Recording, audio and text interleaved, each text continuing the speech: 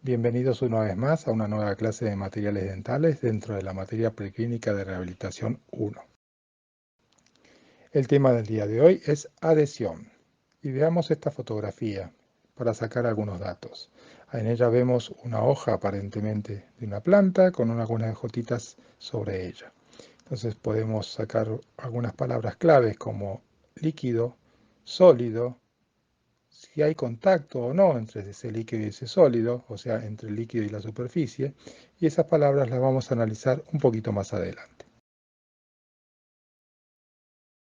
Cuando hablamos de adhesión y odontología, vamos a tener infinidad de circunstancias en las cuales nosotros no vamos a querer adherir a algo. A veces para reemplazar partes del diente, a veces para reemplazar totalmente el diente, o a veces para corregir mal posiciones de las piezas dentarias. Como vemos en las fotografías siguientes, tenemos casos de ortodoncia donde adherimos a algunos instrumentos, a algunos elementos, para tratar de corregir las piezas dentarias en su mal posición, o queremos reponer total o parcialmente una parte de una pieza dentaria y queremos que esa pieza dentaria quede adherida e integrada al sustrato dentario. Adhesión. Adhesión significa mantener dos sustratos en íntimo contacto, o sea, un mecanismo que se utiliza para mantener esas dos porciones de materia en íntimo contacto. Para ello vamos a definir a esas dos porciones de materia como sustratos y eventualmente a algo que utilicemos para vincularlas entre sí llamados adhesivos. Entonces se llama sustrato a cada una de las porciones que van a ser unidas. En el caso de unir piezas dentarias con materiales dentales tendremos sustratos naturales y sustratos artificiales y vamos a ver más adelante cómo vamos a vincular unos con otros. Cuando hablamos de tipos de adhesión, vamos a clasificarnos en dos grandes grupos. El primero son mecánicas, adhesión mecánica, y el segundo, adhesiones químicas. Dentro del primer grupo de adhesión mecánica, vamos a dividirnos en nuevamente dos grupos, macromecánica y micromecánica. Como la palabra lo dice, macromecánica, adhesiones con retenciones grandes, micromecánica, adhesiones con retenciones muy pequeñas. Y en el caso de las químicas o específicas, esas retenciones estarán dadas por reacciones químicas entre ambos sustratos. Adhesión mecánica.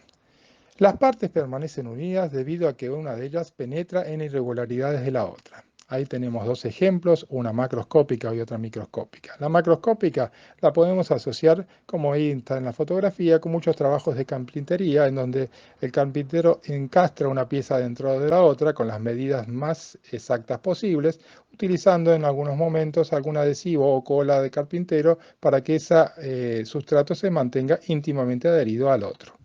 En el caso de las microscópicas, realizamos alguna tarea sobre esa pieza dental, en este caso, o sea, esa superficie, que nos proporciona una microrugosidad muy pequeña, muchas veces dada por el ataque de un ácido o algún tipo de sustancia que provoque en esa superficie muy pequeños poros que a veces no podemos ni ver, pero que nos aseguran que una vez que haya penetrado algo dentro de esos poros y endurecidos, quede atrapado en ellos.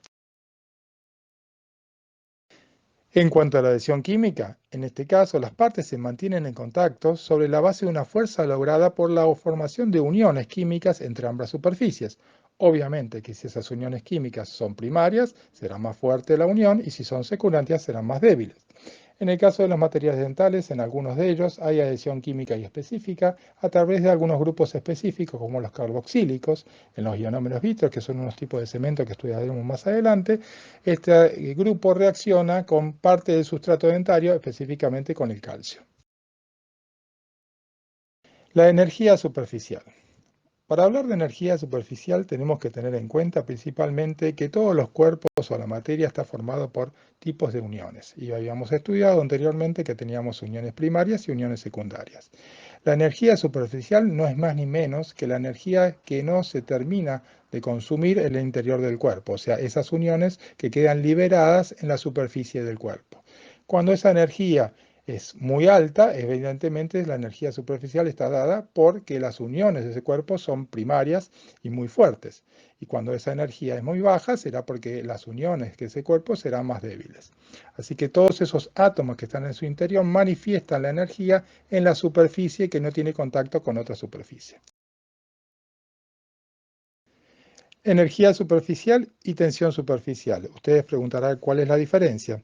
Básicamente ninguna, sino que la energía superficial se manifiesta, o le decimos nosotros en este caso, cuando hablamos de materiales sólidos. Cuando hablamos de materiales líquidos, usamos la misma definición, pero la llamamos tensión superficial.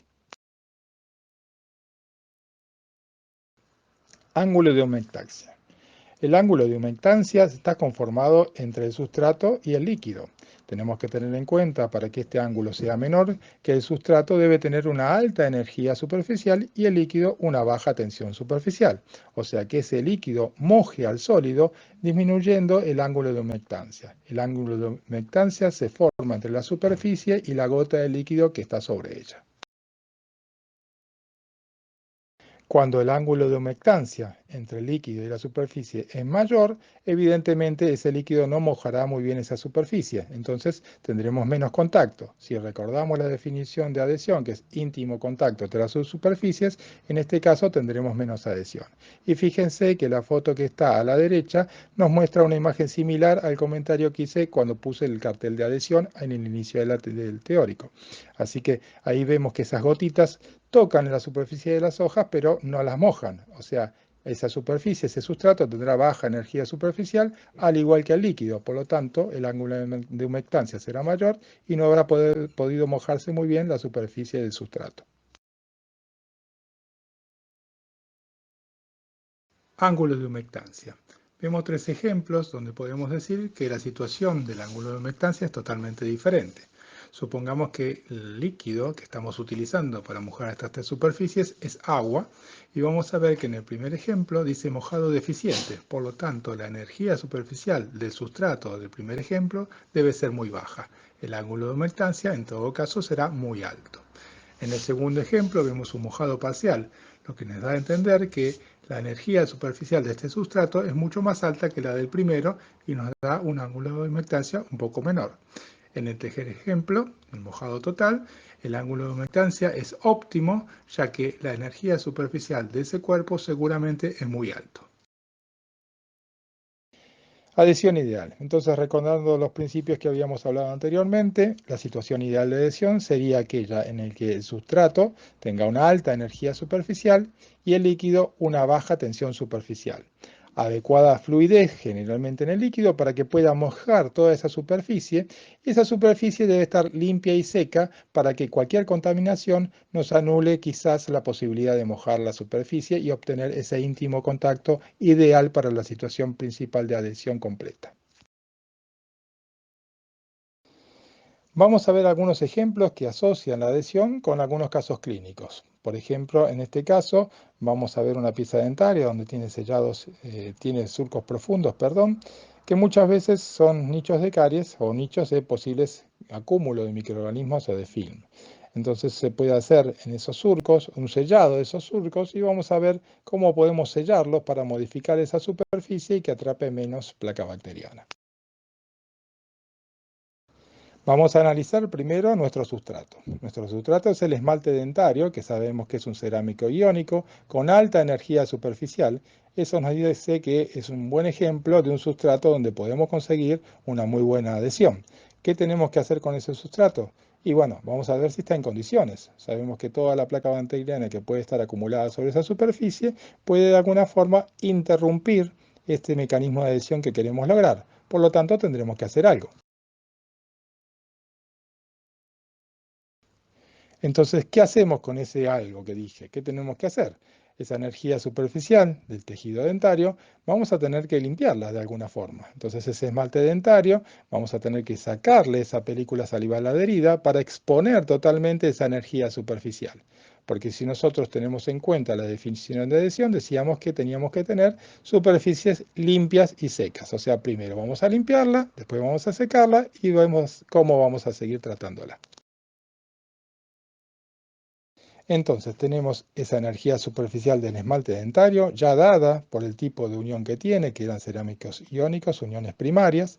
Le eliminamos la película salival, que eso nos hacía impedir que esa energía superficial fuera expuesta y después podemos hacer sobre ella otra limpieza, una limpieza un poco más profunda que eleve la energía superficial y esa limpieza la vamos a hacer con un mecanismo que vamos a ver a continuación. Fíjense en la diapositiva cómo se ve la superficie de esa pieza dentaria y compárenla con la que habíamos visto al principio de esta pequeña charlita, donde veíamos que esa superficie era brillosa y acá se ve mucho más opaca. ¿Qué pasó entre medio? Y pregunté anteriormente qué pasó. Bueno, ¿qué pasó? Hubo un tratamiento. Hay un tratamiento que nosotros generamos casi siempre cuando queremos hacer adhesión en los sustratos dentarios, que es el grabado ácido, que ni más ni menos que la disolución selectiva de un material como en consecuencia de la exposición de un ácido. Y la exposición de ese ácido nos va a dejar una marca sobre esa superficie, en este caso, como vemos en ese vidrio, un esmerilado, y podemos hacer algo en ese, cambiarle la superficie. Y en este cambio de la superficie la vamos a generar un aumento de la superficie que nos va a beneficiar bastante en el sistema de adhesión.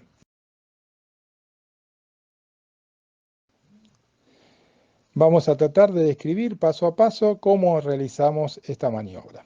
Entonces dijimos que primero en el esmalte dentario hacíamos una limpieza superficial para sacar la placa bacteriana o el biofilm, y una vez que lo tenemos limpio vamos a proceder a hacer el grabado con el ácido fosfórico, que en este caso es entre 35 y 40% del esmalte dentario.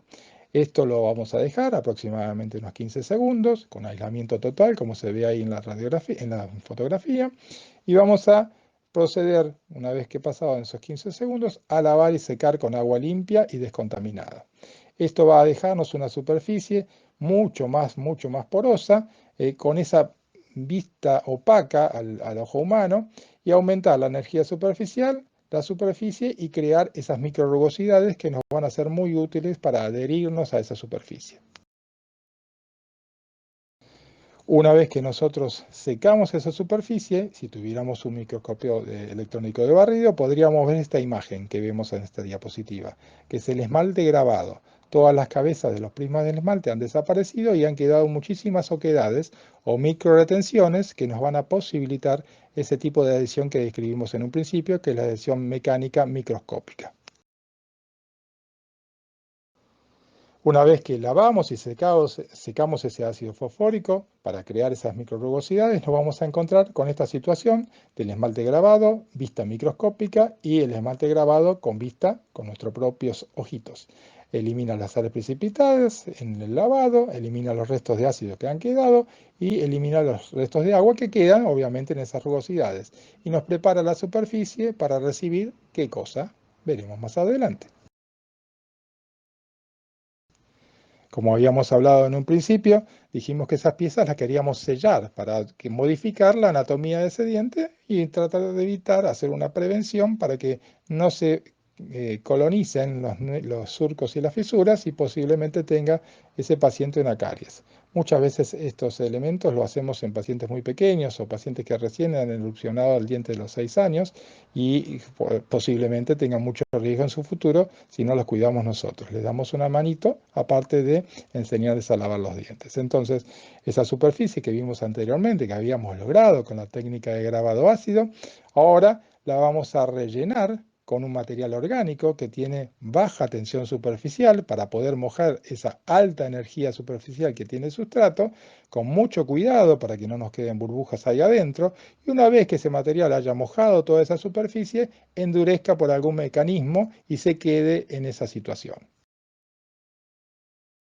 Entonces la adhesión mecánica microscópica se produce una vez que colocamos ese líquido en la situación anterior, endureciéndolo de algún mecanismo, y ese mecanismo en general, el que usamos nosotros, es la polimerización, porque el líquido ese es un líquido orgánico, y como saben ustedes, los líquidos orgánicos polimerizan y se conforman en estado sólido.